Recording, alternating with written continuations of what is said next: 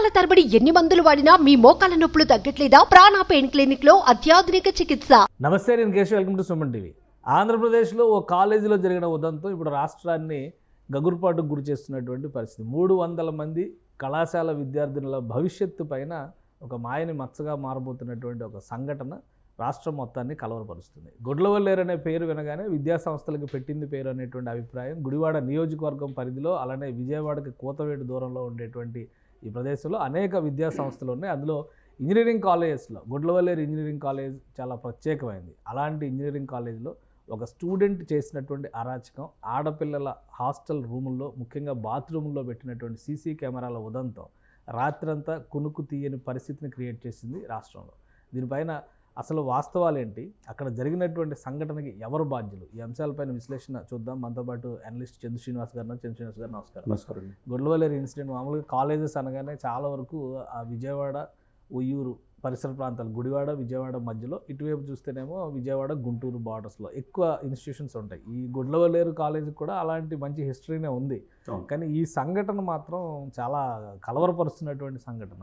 Engineering కాలేజీలో 5,000 మంది students ఉండేటువంటి హాస్టల్స్లో ఇటువంటి సంఘటన జరగడం ఎలా చూడాలి? దీనికి కారకులు కానీ బాధ్యులు కానీ ఎలా గుర్తించాలి? డెఫినెట్గా అంటే ఆడవాళ్ళ పట్ల భద్రత అనే దాని మీద ఈ కూటమి దృష్టి పెట్టాలి. ఆంధ్రప్రదేశ్లో నిన్నగాక మొన్న హైదరాబాద్లో మనం చూసాం. ఓ రూమ్లో కూడా చిన్న సీసీ కెమెరాలు పెట్టి ఆడపిల్లల్ని బ్లాక్మెయిల్ చేసే ఉదంతాలు. ఏదైనా కానీ 2 దశాబ్దాల పైన చరిత్ర ఉన్న గుడ్లవల్లి ఇంజనీరింగ్ కాలేజ్ అనేది చారిత్రాత్మక నేపథ్యం ఉన్నది కాలేజ్. ఆ కాలేజీలో చదువుకుంటే మంచి ఉద్యోగాలు వస్తాయి, ప్లేస్మెంట్స్ వస్తాయి. అది పాలిటెక్నిక్ కావచ్చు, ఇంజనీరింగ్ కావచ్చు, మల్టిపుల్గా దాదాపు 5,000 మంది పిల్లలు అక్కడ ఉంటున్నారు. నమ్మకంతో ఆ కాలేజీకి వెళ్తున్నారు. అటువంటి కాలేజీలో ఇటువంటి ఈ ఇన్సిడెంట్ జరగడం దురదృష్టకరం. అంటే 3-4 రోజుల నుంచి ఇన్సిడెంట్ జరుగుతుంది, ఆరోపణలు వస్తున్నాయి. కానీ మేనేజ్మెంట్ ఎందుకు చర్య తీసుకోలేదు? నిన్నటి వరకు ఎర్లీ మార్నింగ్ 3:30 నుంచి వాళ్ళు హిడెన్ కెమెరాలు పెట్టి, అంటే లేడీస్ హాస్టల్లో హిడెన్ కెమెరాలు పెట్టడానికి సహకరించింది ఎవరంటే ఫైనల్ ఇయర్ స్టూడెంట్. ఒక లేడీ ద్వారానే పెట్టించాడంటే దాని ద్వారా పెట్టించిన ద్వారా వచ్చిన వీడియోలంతా ఫుటేజ్ తీసుకొని ల్యాప్టాప్లో పెట్టుకొని అవి వేరే వాళ్ళకి ఇచ్చి డబ్బులు ఇచ్చేసుకునే పరిస్థితి ఈ వయసులో వచ్చిందంటే అతను ఎంత నేర చరిత్ర మనం అర్థం చేసుకోవాలి. ఒకప్పుడు ఐఏషియా కేసు అనేది కృష్ణా జిల్లా అదే ప్రాంతంలో, అది విజయవాడ సమీపంలో జరిగింది. కంటికి కొనుక్కు లేకుండా చేసింది. ఆడపిల్లల భద్రత ఏంటి ఇట్లా హాస్టల్స్లో జరిగేదానికని దేశవ్యాప్తంగా చర్చ దారితీసింది. ముఖ్యంగా పిల్లలకు భవిష్యత్తు కోసం ఏమంటారు, మంచి కాలేజీ, రెప్యుటేషన్ కాలేజీ, మన పిల్లల భవిష్యత్తు బాగుంటుంది, ప్లేస్మెంట్స్ వస్తాయి, ఉద్యోగాలు వస్తారు ఉద్దేశంతో చేరుస్తారు. అటువంటిది దీంట్లో ఈ ఇన్సిడెంట్ జరగటం. అందులో ముఖ్యంగా 300 ఆడపిల్లలు హాస్టల్లో ఉంటారు. దానికి సహకరించేది ఒక ఆడపిల్ల శత్రువు అన్నట్టు కనపడుతుంది ఇక్కడ. ఇప్పుడు ఆడపిల్లలు రక్షించుకోవాల్సిన బాధ్యత వాళ్ళకి కాన్ఫిడెంట్ లెవెల్ ఉండాలి. భవిష్యత్తు కోసం మిగతా వాళ్ళందరూ, ఆ అమ్మాయి, ఆ ఫ్రెండ్, వాడు విజయ్ అనేవాడు భవిష్యత్తు కోసం వాడు ఇటువంటి వ్యక్తుల్ని కఠినంగా శిక్షించాలి. అతనికి హెల్ప్ చేసిన అమ్మాయిని కూడా ఇతను ఏదో బ్లాక్మెయిల్ చేశాడు అనే ఒక ఇది వస్తుంది. సార్ ఎంత బ్లాక్మెయిల్ చేసినా మిగతా ఆడపిల్లల భవిష్యత్తు కదా సార్, తోటి ఆడపిల్లలు కదా సార్. ఆడపిల్లలు ఎంతో కష్టపడి తల్లిదండ్రులు చదివించి ఇంజనీరింగ్ దాకా చేయాలంటే ఎన్నో అప్పు తీసుకొని చేర్పిస్తారు వాళ్ళ పిల్లలు మంచి భవిష్యత్తు కోసం. అటువంటిది ఒక అమ్మాయి దీనికోసం నువ్వు బ్లాక్మెయిల్ చేస్తున్నాడు, కంప్లైంట్ అథారిటీకి, కాలేజీ వాళ్ళు కావచ్చు, ర్యాగింగ్ టీం కావచ్చు, పోలీస్ డిపార్ట్మెంట్ కంప్లైంట్ ఇవ్వు. చర్యలు తీసుకోకపోతే కదా. ఇది ఎప్పటి నుంచి జరుగుతుంది? ఇది ఆశ్చర్యకరమైన విషయం ఏంటంటే ఇప్పుడు ఈ మధ్య బయటపడింది. పిల్లలు టార్చ్ లైట్లు తీసుకుని సెల్ ఫోన్లతో ధర్నా చేసి మేనేజ్మెంట్ ఏం చేస్తున్నట్టు రివర్స్ అయితే తప్పితే ఇప్పుడు పోలీసులు కంప్లైంట్ రాలేదని పోలీసులు అంటున్నారు. ఏదైనా కానీ చంద్రబాబు నాయుడు గారు డెఫినెట్గా ఇప్పుడున్న కూటమికి, ఎందుకంటే ఇటువంటి కాలేజీల్లో ఇట్లా జరుగుతుంది, ఇంకా రాష్ట్ర వ్యాప్తంగా కాలేజీల్లో ఏం జరుగుతుందనే భయోందనలు కూడా తల్లిదండ్రులకు ఉంటుంది సహజంగా. కాబట్టి దీన్ని ఇమ్మీడియట్గా దానికి మహిళా సంఘాలు కావచ్చు, హోమ్ మినిస్టర్ గారు ఇమ్మీడియట్గా సందర్శించాల్సిన అవసరం ఉన్నది. అందులో పవన్ కళ్యాణ్ గారు డిప్యూటీ సీఎంగా ఉన్నారు. ఆల్రెడీ మన ఎడ్యుకేషన్ మినిస్టర్ నారా లోకేష్ గారు రెస్పాండ్ అయ్యారు. దీని మీద పూర్తి స్థాయి ఎంక్వైరీ చేస్తాము, ఘటనకి బాధ్యులైనటువంటి వాళ్ళపైన చట్టపరంగా ఎలాంటి చర్యలు తీసుకోవాలో అలాంటివి తీసుకుంటా అన్నారు. పోలీస్ టీంని కూడా పంపించాలని ఆదేశాలు జారీ చేశారు. అంటే ఎంక్వైరీ కోసం ఎడ్యుకేషన్ డిపార్ట్మెంట్ నుంచి ఒక టీము, హోమ్ మినిస్టర్ నుంచి ఒక టీము. సో అంటే ఇది ఒక కన్క్లూజన్ రావడం అనేది ఒక ఆస్పెక్టు. కానీ 300 నుంచి దాదాపు 400 వీడియోలు అతను గత 2 ఏళ్లుగా ఇది చేస్తున్నాడు, ఈ ఆపరేషన్ అనేది వస్తున్నటువంటి సమాచారం. ఒకవేళ 2 ఏళ్లుగా అతను చేసి ఉంటే కనుక, ఇంకోటి డార్క్ వెబ్సైట్స్ అనేవి ఈ మధ్యకాలంలో చాలా విపరీతంగా పెరిగినాయి. సైట్స్కి వాటికి సేల్ చేసి ఉంటాడనే అనుమానాలు కూడా ఉన్నాయి. ఎట్లా ట్రాక్ చేయడం, ఎట్లా ఇటువంటి ఇన్సిడెంట్స్ ఒకవేళ జరిగి ఉంటే ట్రాక్ చేయడం ఎలాగా? ఇప్పుడు ఆ పిల్లల భవిష్యత్తు, వాళ్ళకి ఆ దృశ్యాలు ఎక్కడికి వెళ్ళినాయో ఏంటో కూడా తెలియదు. ఇంటర్నెట్ అనేది ఒక ప్రపంచం కాబట్టి తెలియదు. సో ఎలా సాల్వ్ చేస్తారు దీన్ని? ఇప్పుడు సైబర్ క్రైమ్ వాళ్ళు ఎంటర్ అవ్వాలి సార్ దీంట్లో ద్వారకా తిరుమలరావు గారు దీంట్లో ఎక్స్పర్ట్, అంతమంది సైబర్ అఫేర్స్ కమిషన్ చేసి ఇప్పుడు డీజీపీగా ఉన్నారు. డెఫినెట్గా వాళ్ళు కూడా ఇన్వాల్వ్ చేసేసి ఇమీడియట్గా అది బ్లాక్ చేయాలా, ఏదైతే ఉన్నాయో ఈ వెబ్సైట్స్, వాడు ఎక్కడి నుంచి వచ్చాడు, ఇన్ని సంవత్సరాలు చదువు నేర్చుకుంది అదేనా, ఎంతమంది భవిష్యత్తు జీవితాలతో ఆడుకున్నాడు. ఇప్పుడు 200 మంది 300 మంది అనుకుంటున్నాం మనం. ఇప్పుడు వాడు ఫైనల్ ఇయర్ వచ్చాడంటే ఇంజనీరింగ్ ఈ 2 సంవత్సరాల నుంచి ఎంతమంది జీవితాలతో ఇట్లా వాళ్ళు తీసుకొచ్చి ఆ ఫోటోలు తీసి ఆ విధంగా తీసి అమ్ముకుంటున్నాడు అనేది వాడి మీద ఆరోపణ వస్తుంది. వాడు ఎవడైనా సరే సార్, ఒకటి సార్ యాజ్ ఎ లామన్గా చెప్తారు కేశవ్ గారు, ఆడపిల్లల భవిష్యత్తు ముఖ్యం. అటువంటి కాలేజీలు, హిస్టారికల్ కాలేజీలు చేర్చుకున్నది భవిష్యత్తు బాగుంటుందని ఇటువంటి అసాంఘిక శక్తుల్ని ఏరిపారేయాల్సిన అవసరం, తక్షణమే ఇమ్మీడియట్గా చర్యలు తీసుకోవాలని, లేకపోతే ప్రభుత్వం మీద ఒక రకమైన మచ్చ అనేది ఉండిపోతుంది.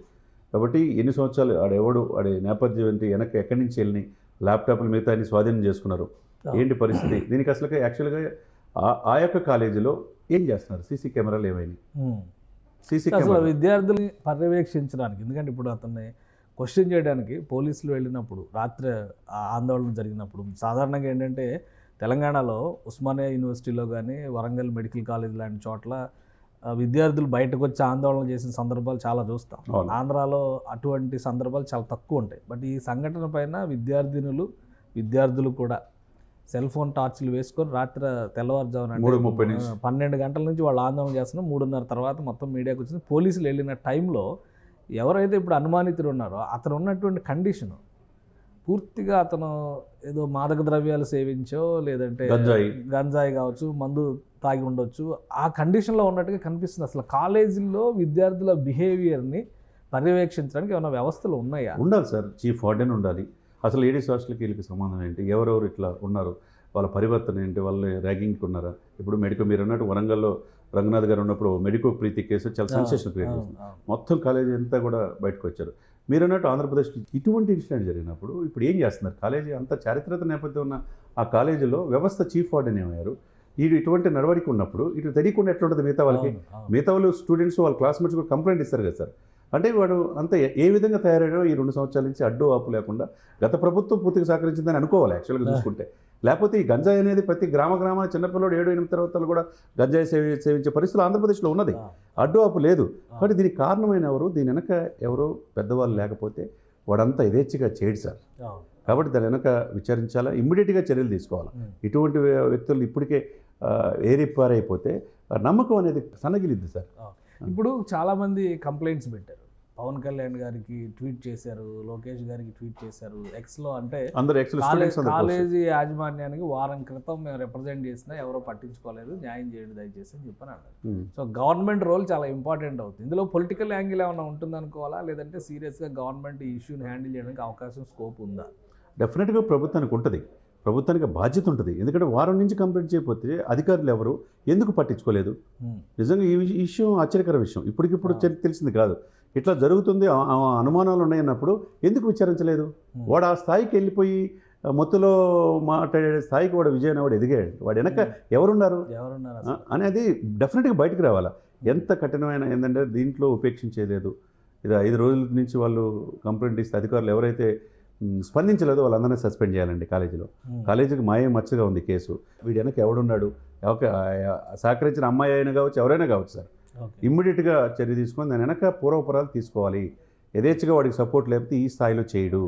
దాని ఒక విధంగా ఈ ఇన్సిడెంట్ మొత్తం అసలు కాలేజీల్లో విద్యార్థినుల భద్రత అనే అంశం పైన ఎఫెక్ట్ చూపి డెఫినెట్గా ఉంటుంది. రాష్ట్ర వ్యాప్తంగా ఉంటుంది. అది సరే ఎడ్యుకేషన్ హబ్గా ఆంధ్రప్రదేశ్ ఉన్నది. గుంటూరు నుంచి ఆచార్య ధన్ అని చెప్పి ఒకప్పుడు ఎడ్యుకేషన్ ఇన్స్టిట్యూషన్ ఆరాధ్యాయం అక్కడి నుంచి స్టార్ట్ అయింది. అంటే ఎక్కువ పిల్లలు తెలంగాణ నుంచి కావచ్చు, మిగతా రాష్ట్రాల నుంచి కావచ్చు. ఆంధ్రప్రదేశ్లో ఎడ్యుకేషన్ బాగుంటుందని ఇంజనీరింగ్ కావచ్చు, మిగతా స్కూల్స్. ఈ కాలేజీ చాలా రెప్యూటెడ్ కాలేజీ. ఇందులో ఆర్టిఫిషియల్ ఇంటెలిజెన్స్, మెషిన్ లెర్నింగ్, కొత్త కోర్సులన్నీ కూడా, లేటెస్ట్ కోర్సులన్నీ కూడా దానికి వస్తాయి సార్, పర్మిషన్ ఉంటుంది. ఎందుకంటే మంచి ఇది ఉంది, ప్లేస్మెంట్స్ ఉన్నాయి.